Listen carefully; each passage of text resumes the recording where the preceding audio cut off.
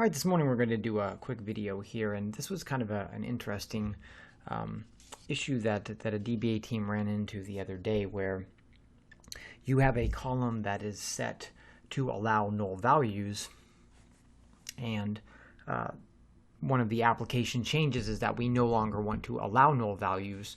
So first, of course, we populate that column with either blank or some type of value that fits the definition of the column that will no longer be allowed to be null, and then an alter statement is run to prevent nulls in the table. So let's look at that really fast as just a hypothetical example. First, I'm going to scroll down here.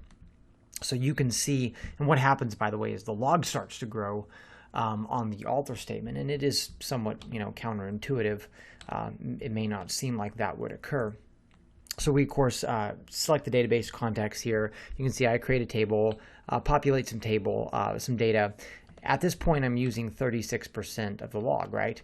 So then I update this value, which if we go back to the table, we can see this is the null that's allowed. I'm going to first set it to blank because what I'm going to do is make it not null. And for those of you who know, if I were to sit there and I were to make it not null without updating it first, it's going to throw an error because it's already violating the rules.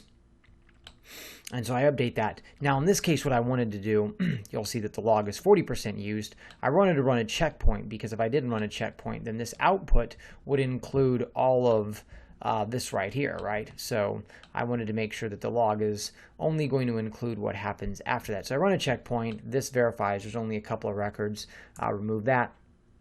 And then I run this alter table, and you'll notice that the log usage goes up from 40% used to 44% used. Now, of course, this is a small environment, so luckily it's not a huge impact. But let's suppose that table was a lot bigger than that, right? So then I select from the log, and it goes from 2 transactions to over 100,000. And you can see, well, let me move my screen here, but you can see. And there's no possible way I could go through all of this, but you can see quite a bit is actually happening when what we're doing here, which you can see, by the way, LOP modify row, that makes a lot of sense on this heap. But that's actually what's happening behind the scenes. So imagine, and it makes sense too, because there's, of course, 100,000 records, but imagine that you had a lot more than that, and then imagine if you had other data types.